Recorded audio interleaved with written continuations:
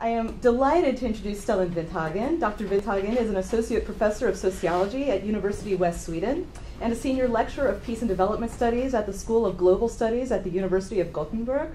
He leads the Resistance Studies program at the School of Global Studies, and he also serves as an academic advisor for the International Center on Nonviolent Conflict based in Washington, D.C. His research covers many topics in the areas of nonviolence, including nonviolent action strategies and civil resistance, social movements and social change, globalization and conflict transformation. We are very happy to have him with us today to give a talk on structure and agency in social change, understanding civil resistance campaigns. So please join me in welcoming Stellan Vinthagen. Thank you very much. I decided to, in this talk, do a combination of things. I will talk about what I take as really important to combine the structural understanding and an agency understanding if you're interested to understand social change. And civil resistance studies is all about understanding social change, I would say. That's one part of the talk. Another part of the talk is me trying to give an illustration of how some of my research is being done. I'm bringing up a case study on the indigenous people, the Adivasis in India, and how they have been fighting against a big dam project in the Narmada Valley. And I will end by giving some of my ideas of what I think that anyone that would fill the position as the endowed chair of nonviolent action and civil resistance should try to focus on. Kind of a recommendation from my side. Right, so I'm connected to a resistance studies program at the Gothenburg University in Sweden, where a number of people are fortunate enough to be able to dig deep into understanding everyday resistance and also global resistance. So we're interested in how informal individual resistance happening in the everyday life of families and workplaces, how that could be understood in terms of resistance. It's very often framed as not being political, but we think since it's in relationship to forms of dominance and how people are trying to liberate themselves from everyday oppression, that's also part of politics. But the funding we have is geared toward the program looking on how resistance can contribute towards democratization and how globalization is influencing forms of resistance. So within that group we are doing different kinds of studies, but all focusing on how to understand resistance. So we have built up a beginning of a network with global ambitions to collect people interdisciplinary that are interested in the critical studies of resistance. So that's my background. I could also mention that I try to combine activism and academic work at the same time.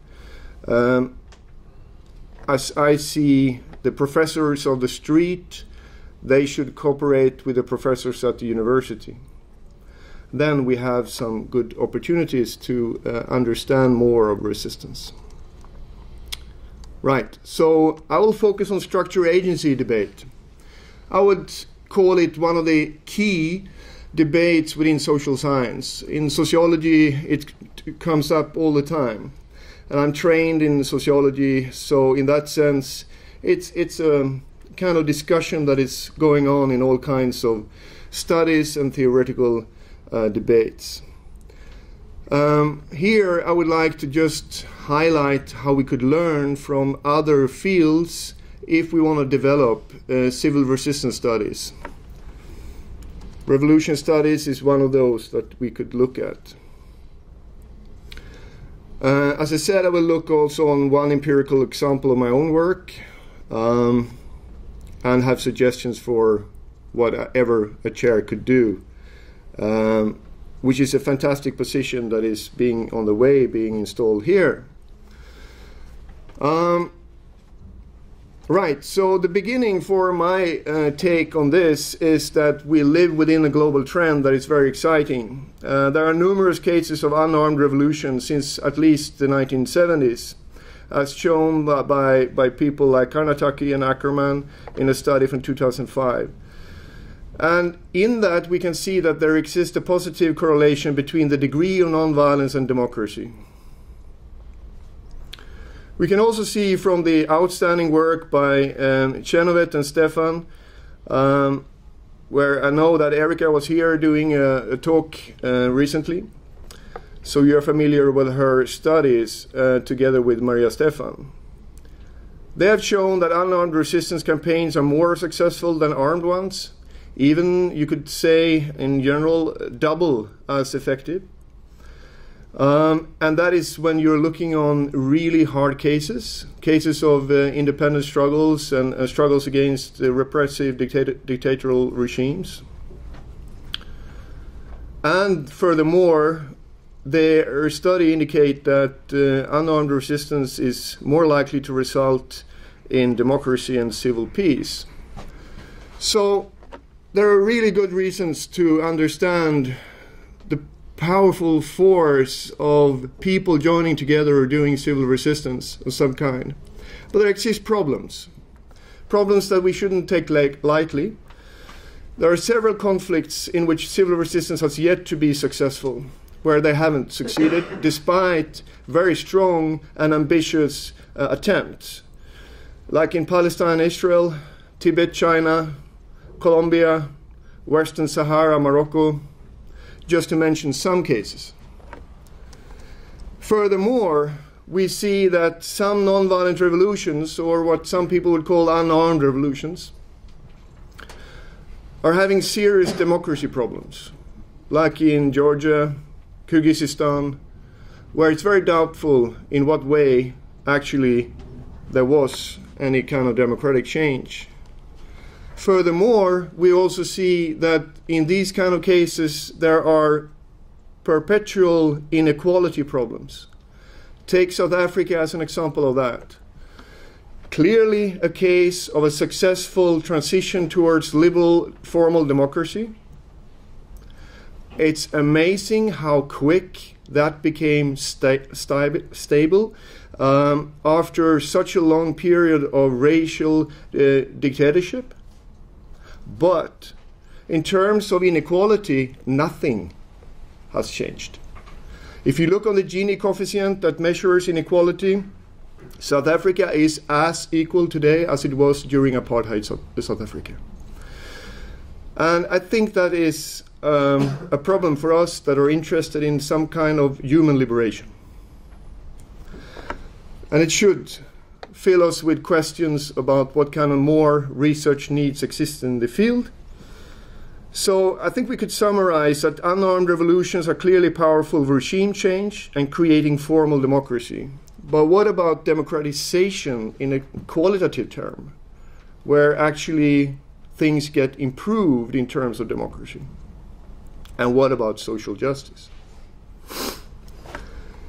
Well, I think there are these kind of problems we need to deal with, and in order to deal with them we need to understand why do these kind of knowledge gaps exist?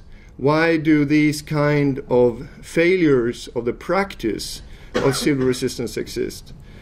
I think they are tied together, and one of the reasons, at least when it comes to the academic responsibility for this, is that we are working with a weak social science field called the civil resistance or nonviolent action studies. As I already indicated in my last talk here in September, what we have in terms of nonviolent action studies is very much paradigmatic, formed by Gene Sharp in his classic work, The Politics of Nonviolent Action from 1973. Many other people followed in that path, but it has been a blessing with also problems, because within this following area of studies during the 80s and 90s and the early 2000th century, we can see how there has been a quite one-dimensional focus on the techniques of nonviolent action or civil resistance, which is also what dominates the perspective of the very same organization I'm an advisor to, the ICNC. So I'm trying to convince them of broadening their perspective. We will see. What is the problem with this then? Well, I see the problem is that it highlights, or you could say reduces, nonviolent action to an alternative that is perhaps more effective, but an alternative weapon in a political power strategy that excludes morality, ethics, aesthetics, culture, communication, religion, and a lot of other aspects of our societies that I think might matter quite a bit when it comes to domination and liberation. So what we have is a weak field of social science that is not very well developed, that needs to be developed much more. And I see that the position that is being announced here is a part of strengthening and developing that kind of field. And one of the key problems here then is concerning the theme around structure and agency. So let us take that. The civil resistance studies field emphasizes agency or nonviolent agency. That means that they are looking on strategy and the means of resistance, how you actually go about doing it. So one of the classical things that are mostly spread from Gene Sharp is his famous list of 198 methods. He's a genius in marketing his own results because, of course, it's much more possible to remember 198 methods than 200, right? 198 sounds exact. And he has refused since 1973 to update the list, although he is aware that some things like internet has come since then. So perhaps there exist more methods. But the strength of this list is not that he has been brainstorming the possibilities of what we could do with terms of nonviolent action, but the strength is he has actually documented historical cases for each of these 198.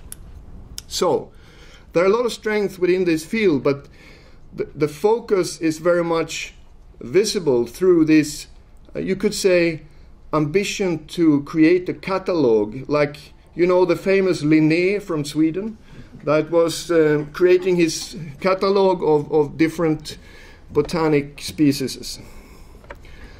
And there are advantages to that, but there are also problems. When you combine that with a study of the role of mainly formal and explicitly political organizations of civil society, NGOs and social movements, you are getting a very narrow focus. And if you even then focus that to the regime change of authoritarian nation states, it becomes even more narrow. And possibly you could even say that if you narrow it down to those who are unfriendly in their relationships to the US government, well, then you do have the kind of research field of present civil resistance studies.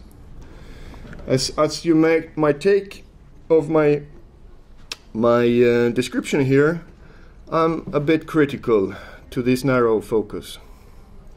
So it's a focus on formal, explicit political methods of how to overthrow governments that the US government don't like. But if you look on what activists are doing, it's much more broader than that. Activists are active within liberal democracies. They're active with informal, everyday struggles against domination in family and workplaces. Activists are active within even global justice struggles that are connected to peace, environment, social justice, labor, immigration, finance, corporate power, livelihood, and so on and so on and so on. And I think, personally, it's impossible to understand the regime change in Egypt, for example, without looking what people have been doing many years before Mubarak was overthrown. How people were working on a broader agenda. For example, women in the textile industry were really key for building up some kind of oppositional culture in Egypt. So, there's a clear agency bias within the civil resistance studies today. And I think there is a very easy recipe to deal with that, and that is to start to talk to other fields. Because you would find other fields that are having, you could say, somewhat the other problem. They're structurally biased. And there is some of them then that are open for agency that you could talk to. If you look at revolution studies, for example, you would find that they have a historical focus on state structure and elite in revolution change, and key structural factors like frustration, elite divisions, and so on. And there has been a historical emphasis on armed strategy in revolutionary structural openings, like in cases of France, China, and Cuba, that are classical examples of revolutions. However, this field has found that there exists unarmed revolutions. They have found that there exists a creativity among people that do revolutionary struggles, that they actually invent new repertoires, that they actually work in a way that is in itself a study object for understanding revolutions. So there are people that are hang-arounds, as I would describe them. When civil resistance scholars gather at the International Studies Association or the American Sociological Association conferences, there are hang-arounds from the revolution studies like Foran and Goodwin that comes along and wants to talk. And I think that could be something to build on. It could be a really possibility to do something about the agency bias within the field of civil resistance, to actually bring in the kind of more structural-oriented understanding that exists within revolution studies. So necessarily, civil resistance studies need to be in future much more interdisciplinary, much more open to collaboration with other fields. If we take another field again, we can take social movement theory, which is very interesting in itself because it is a field that is combining agency and structure in a much more clear sense. And I don't want to give you a lot of input on this. I just want to give you kind of an overview, a crash course on what kind of things that exist here. Within social movement theory, we find those who have a historical macro change perspective, where they connect social movements to, for example, urbanization or globalization. We have those who look upon the movement cycles or the waves and how movements are working in different kind of patterns. Here's me and my colleagues' own description of the Swedish disability movement from 1945 to 2010, how you can see how it is going up and down, and how you could see how it is progressing in terms, and here it is measured according to how much they are able to affect the disability law texts in the Swedish legal system. But you can see that there are clear setbacks. There are periods where things are not really happening much, and there are periods when it's going up. And it seems to be a pattern that exists within social movements. And I can't see why would that not exist when it comes to civil resistance movement as well. That kind of, you could say, internal structural dynamic would probably exist also when it comes to any kind of civil resistance campaign. And then I just want to mention some other factors that are brought up within social movement theory that could be really helpful to understand civil resistance as well. Those people that focus on frustration, resource mobilization, political opportunity structures, framing processes, collective identity processes. And these virtually, of course, I'm doing a generalization now, but virtually these are not taken into account within civil resistance studies normally. There are people that are doing bridge building here. We have Kurt Schock, in a famous book that got an award. I think it was 2005 or something. He was bridging over to social movement studies. Sharon Nepstad, she was recently bridging over to revolution studies. So this kind of work is happening among a group of younger scholars, but it's not part of the tradition of civil resistance studies per se.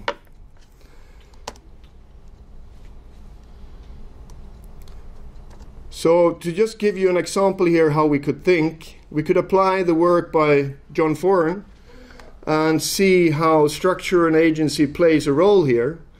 He has looked upon over 30 third world revolutions in history and been cataloging them according to 5 important factors, where he finds that at least 3 of them needs to be in place for a revolution to be successful. It's economic dependency, a repressive dictatorship, a world systemic opening, which means that strong world or regional states at least tolerate that the revolution happens. They might not be for and supportive of the revolution, but they might at least be undecided. And fourthly, that there is a sudden economic downturn. And fifthly, which is very interesting for us, the political culture of opposition. So, what about developing number 5 and see, does it matter what type of opposition that we're seeing here? I did that together with a colleague, Sean Chabot. We were looking on cultures of opposition in India and in Brazil, among the Indian liberation movement, and in Brazil with the MST, the landless movement. So that's an example of a study I've done, trying to connect to revolution studies.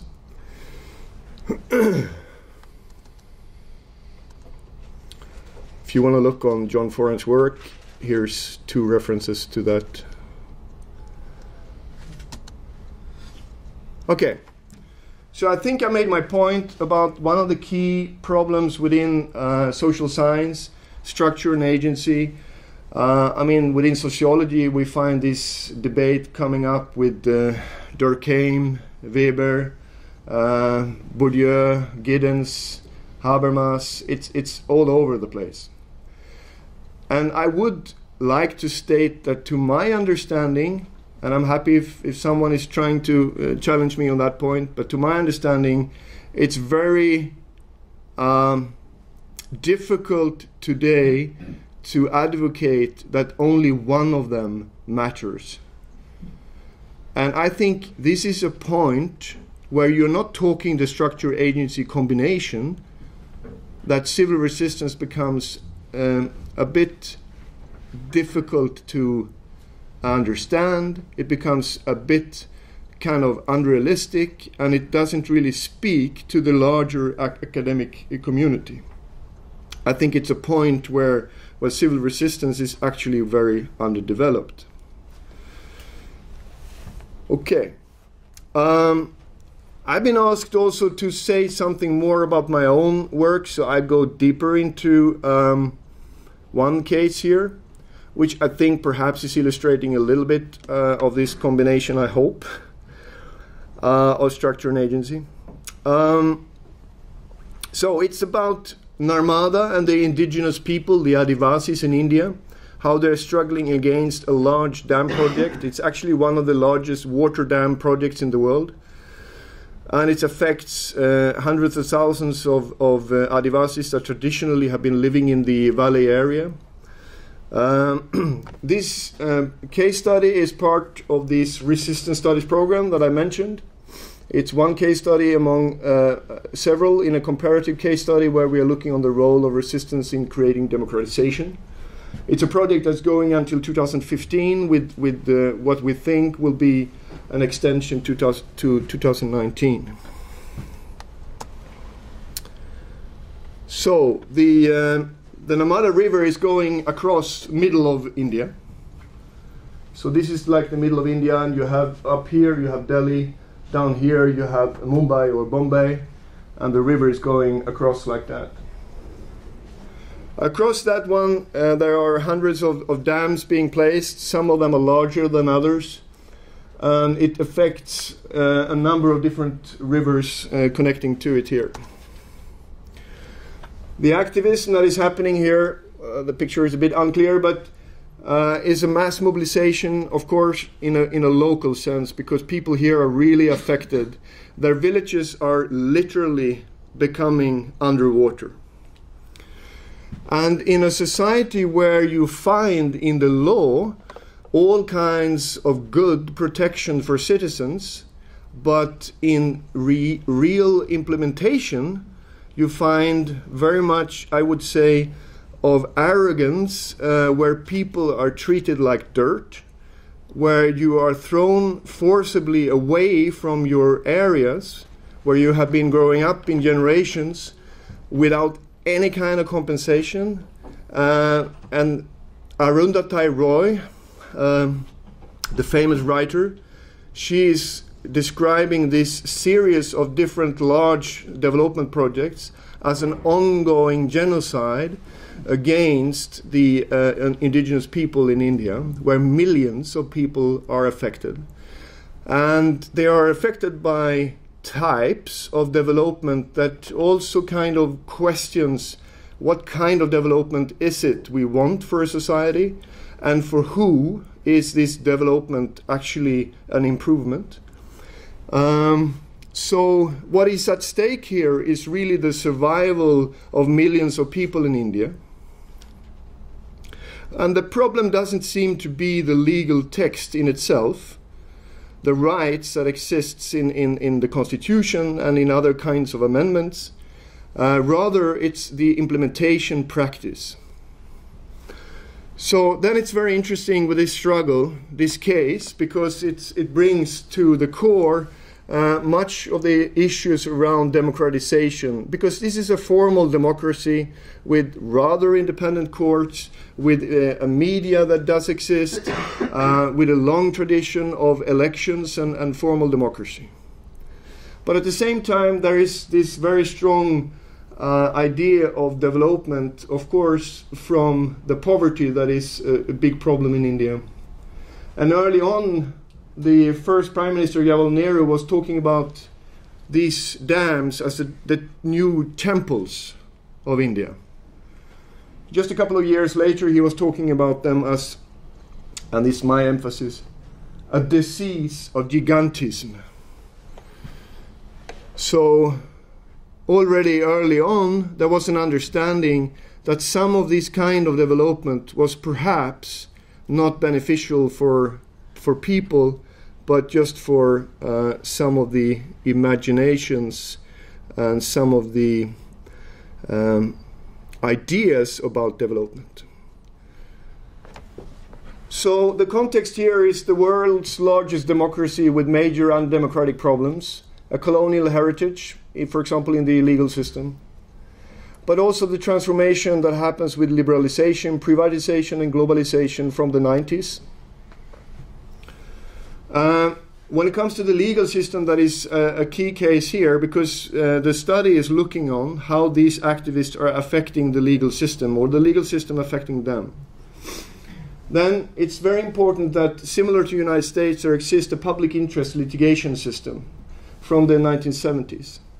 But here, lawyers, including people that are Supreme Court judges, have been in the forefront of fighting for having this kind of public interest litigation. So what you have then is a socially aware legal mechanism together with socially engaged judges. So that would, in a way, open up the floor for actually doing some change here. But as we will see, it's going to be difficult. One advocate, Clifton, that we interviewed in our study, describes Narmada as his university.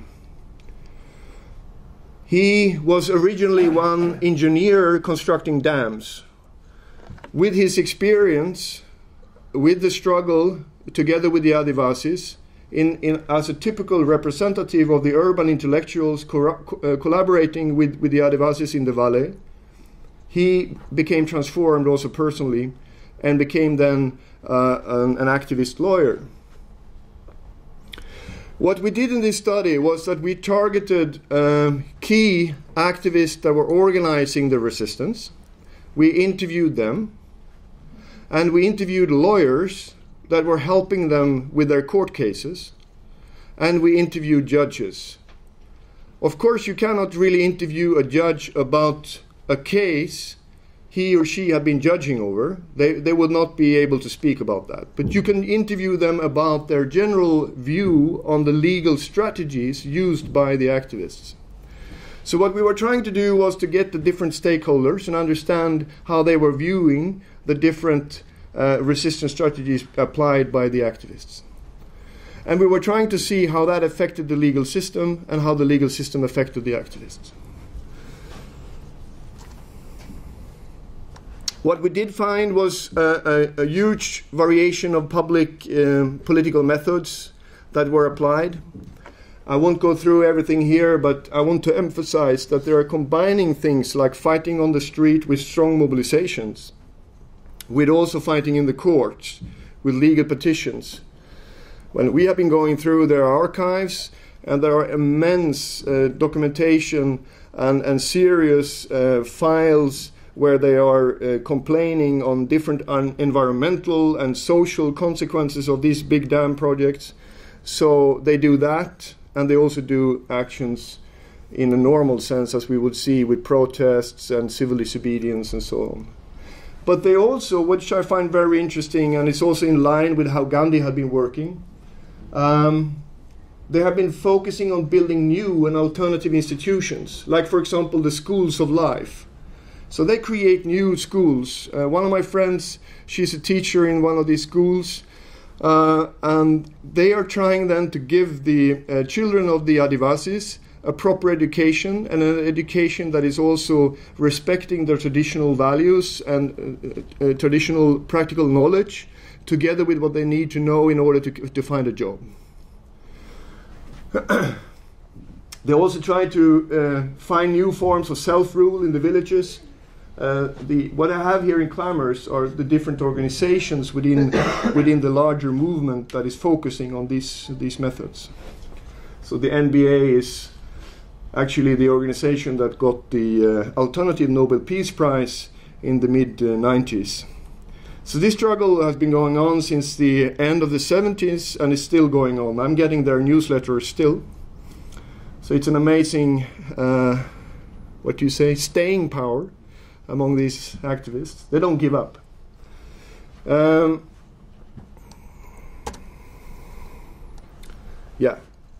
Lots of different more methods. Marches, rallies, participation in legal bodies.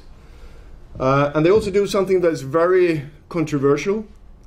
It's called self-sacrificing actions, where they dramatize the injustice and where they apply pressure politically through, for example, hunger strikes, fasting, or what they call Yal Samarpan, sacrificing the water. Here's a picture from that.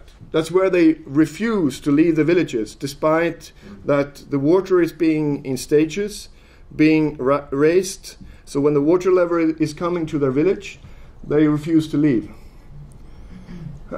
And when the police is coming out, trying to arrest them and save them from drowning, they're saying that they find it very ironic that the state is trying to kill them, and at the same time they're trying to save them.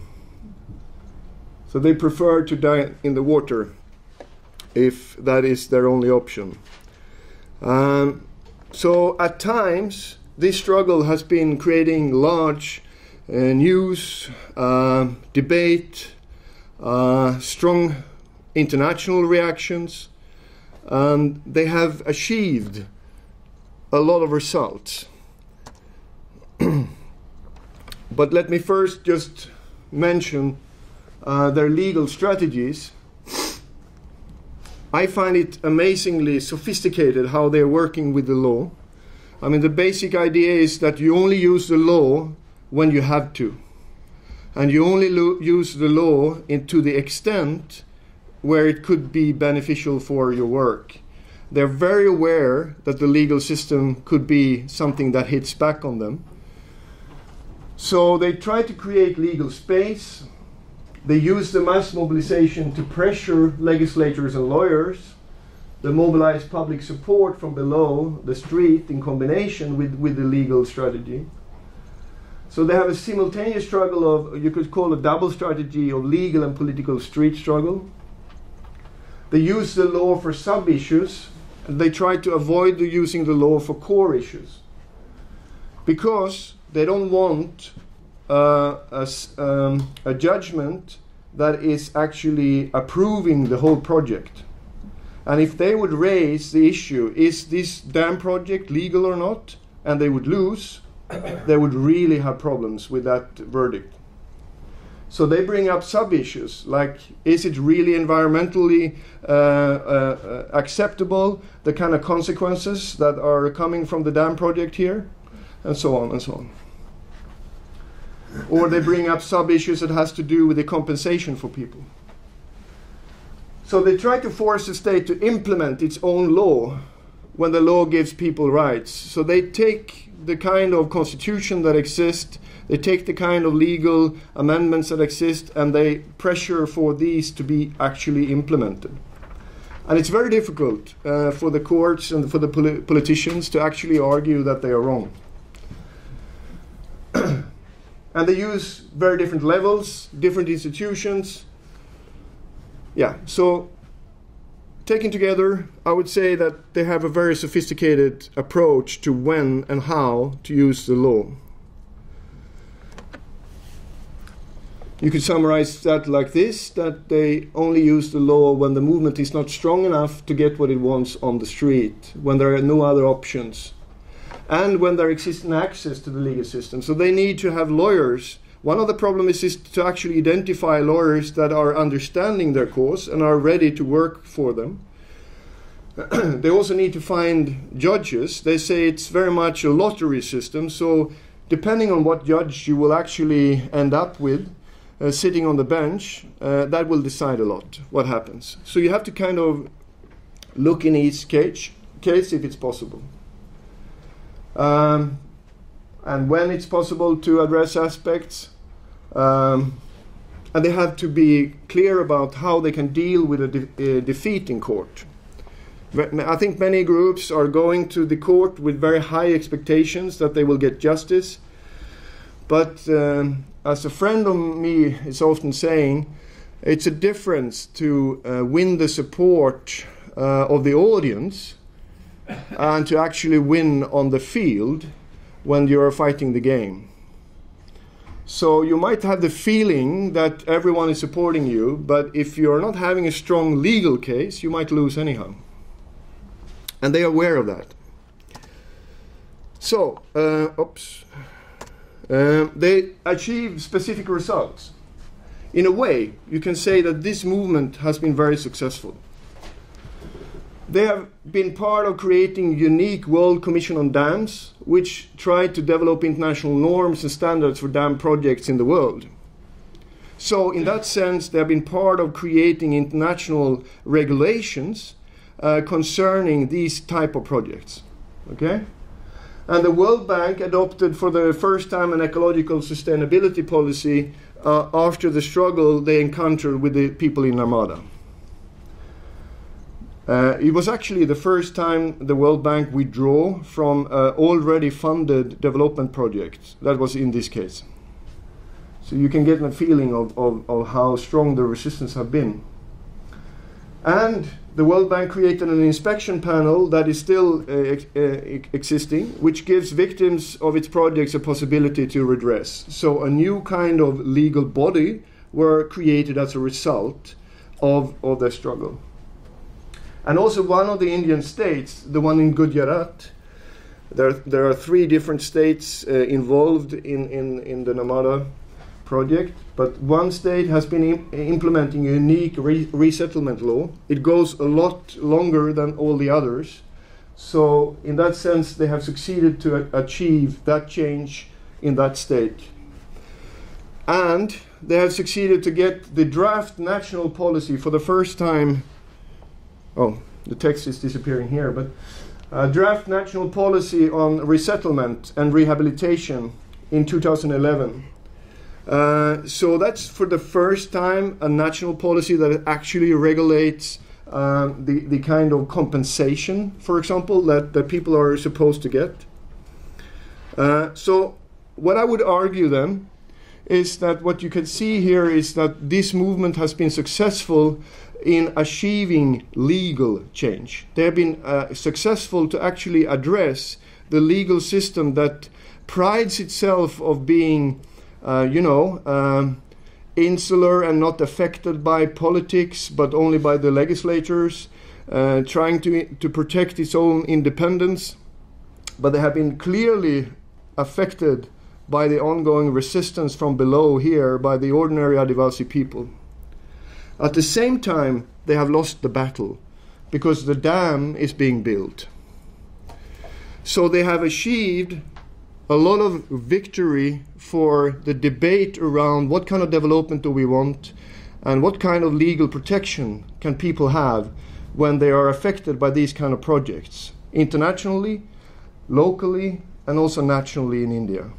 But they have lost the actual battle. So that's part of the complication picture here that we need to be clear about, I think. That we can see that the sociological effects happening from the struggle here is a creation of new legal institutions, an improvement of the actual implementation of law, and a change on the discursive understanding of the rights that people have. Because nowadays it becomes impossible for the Indian government to implement a new development project and say they don't care what effects it has on local people. Today they have to at least rhetorically speak about what plans do they have for compensation to people. And they have also affected the interpretation of law in courts, at least from what we can see. This is difficult to kind of determine in a project like this, but many indications exist here. And they have been a direct part of international efforts to create new governance rules on an international level then. However, we would then argue in this case study that what we're seeing is not that resistance is effective. What we're seeing is that there exists something we would call a dialectical relationship between resistance and renewal, which means that elite groups are making projects built on existing power relations. That's the first step. The second step is that affected groups react to that and make claims that address their needs and perspectives. Second step, all right? So then the struggle is going on. The third step is that the resistance is challenging existing governance structures. They are threatened and they are feeling the instability of their situation when the resistance is mobilized and effective, like in this case. But the fourth step, which is then, I would say, our key finding, and which is also supported by other scholars like Raya Gopal, that new institutional structures are created or new mechanisms are implemented within existing institutions in order to accommodate to the resistance. So what you get, if I should express this in a different way, I can say what you get is a frustrated power elite and a frustrated resistance movement. No one is really happy. The results that are coming out of this is a kind of dialectical combination. The resistance pressures new forms of institutions to be created. There will be a change, but it will not be exactly the change that the resistance fighters are looking for. It will be a different change. They will achieve something, and they will also fail on something. We happen to believe that this might be a general pattern, but this is just a case study. So, to summarize then, I have been talking about that studies of nonviolent action, civil resistance, focus on strategies and outcomes of actions. Strategies and actions are employed however, in context and depend on several different non-strategic activities and circumstances that we need to take into account. Like, for example, the very particular situation in India with the Indian legal system, which is something which we cannot ignore. It is in where the strategies are played out in relationship to these institutional and structural circumstances. So, effectiveness of civil resistance depends on how strategies and actions are applied in relation to contexts and movements. So, I know that for many of you that are doing studies in other areas, this sounds like really basic and no problem to follow and understand. But I can assure you that within civil resistance studies, this is kind of a radical break with the tradition within civil resistance studies as it normally goes. So, what is in it then for social science or sociology, as I think of, since I'm having that background? I think there is a lot of interesting stake here for those of us interested in social science, because nonviolent action is a very special animal. It's a very special social phenomenon that we could look upon that can help us to understand some of the recurrent themes within social science. We have two aspects that I think is really important here. One I touched upon here. The other one you could say that I touched upon in my last talk in September. The first one is that when you see nonviolent regime change, there is a key problem for structure agency explorations to look upon. Because what we actually are seeing is that a strong, often militarized state with an entrenched power structure, with repressive capabilities, is overthrown by non-violent mass movements. So that challenge our understanding what is actually the relationship between agency and structure. I would say we cannot go as far as many civil resistance thinkers that it's all about having a smart non-violent strategy. I don't think it's that simple. But it is at least challenging our understanding of some form of structural determinism, of some form of impossibility to change what has always been there or feels like it's always been there. There seems to be a space for agency that is larger and more potent than we thought about before. Actually, if you look upon it, it's a long row of different regimes have been falling because of mass movements using nonviolent action. So the structure agency debate could be revisited again with the interesting case of nonviolent regime changes. So in general, that's interesting for all us within social science. Another thing which is interesting when it comes to nonviolent action is that another debate within social science is about those theories that are consensus-based and those that are conflict-based. Those that are consensus-based are, for example, like the work by Durkheim, that is looking on how individuals fit into social structure and how people are taking on themselves numerous different processes and internalize that to become an individual issue. The famous case by Durkheim was then to show how individuals' decisions to make suicide was actually connected to social larger processes. But we then also have the conflict perspectives, like with the Marxist perspective, which is focusing on the class conflict, and others that are focusing on conflict. Nonviolent action is really interesting because it combines consensus and conflict in a new way. What you see in nonviolent action, at least if you look in the tradition of Gandhi and Martin Luther King, is that you find a combination of resistance to dominance without arms and the revolutionary ambition which is interested in communication with so-called enemies. It's a combination that is really challenging that kind of a conflict consensus approach. So, I would argue that the key problem that we have to struggle with within civil resistance studies is democratization and social justice, not the creation of regime change, not the creation of formal liberal democracy, or a system or rule of law. Because that seems to be rather easy if you understand. I mean, I'm not saying it's easy really, but it's rather easy compared to actually achieving something that matters for people on the ground in terms of democratization and social justice. That's the real challenge. And that's the point where we are at now. Because it's not thanks to scientists, but it's thanks to the resistance movements that it's very clear today that there exists a capacity to overthrow these regimes.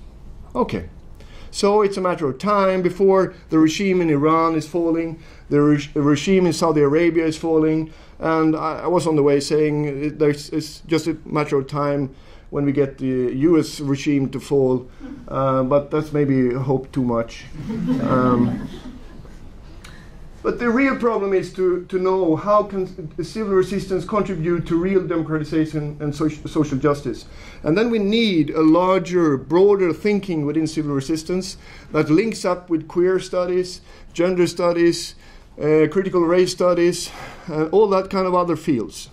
Otherwise, civil resistance studies will not be able to answer and deal with that kind of pressing issues.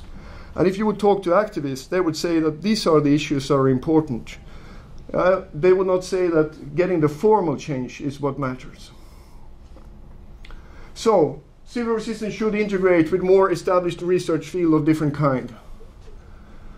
And activists' experiences after regime change and within liberal democracies should be included in the work. So I think that the professors of the street are legitimate participant together with us in the academia to understand these kind of pressing issues. So, I am at my last part of this talk. What does this mean then for anyone taking on the chair position here at the university? I would say again that it is a unique chair position and it should be really guarded and protected.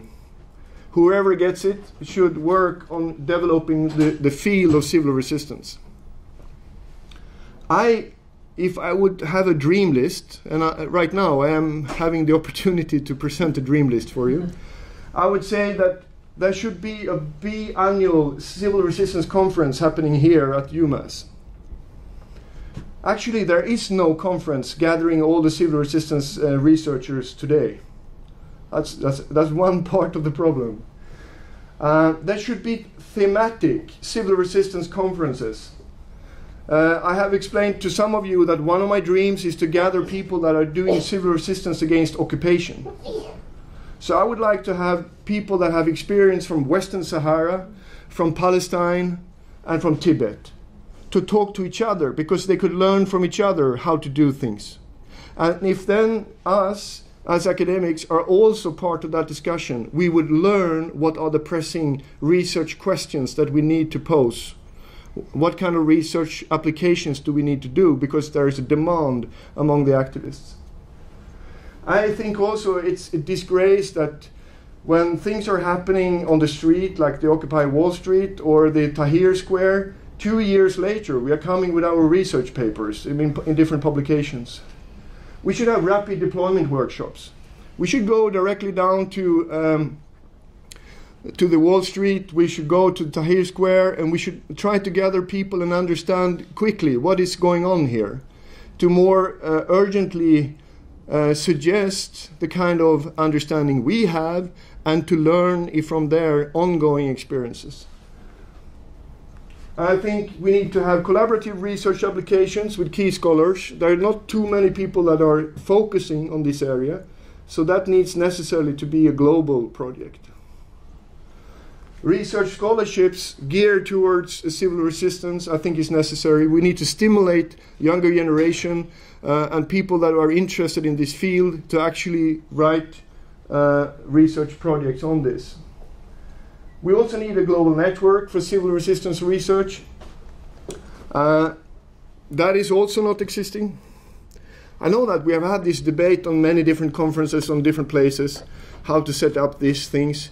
And we have ended up with some kind of a Facebook interface that we're having now. And it works somehow, but I find it kind of not really what we need. We need something more. And then, if I could really dream, there should be a large research program that is looking on civil resistance and revolution, that is both going down into deep case studies and doing large comparisons between the cases. And then I'm talking about all the cases we can find, not just a selection, but all the cases we can find.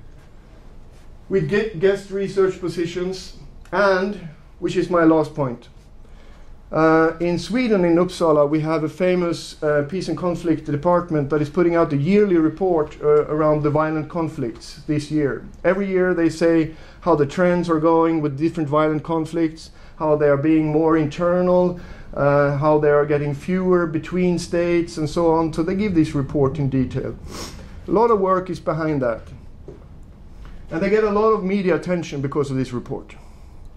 I'm suggesting that connected to this chair, there should be the ambition to put out a yearly report on global civil resistance trends. There should be a press conference here every year where someone then is showing what are the trends within civil resistance going on now. It will create very much of interest, I'm sure, if it's a quality production. And that's why it could not be put up immediately. It needs to be created by all the other things making it possible. Right. Thank you very much.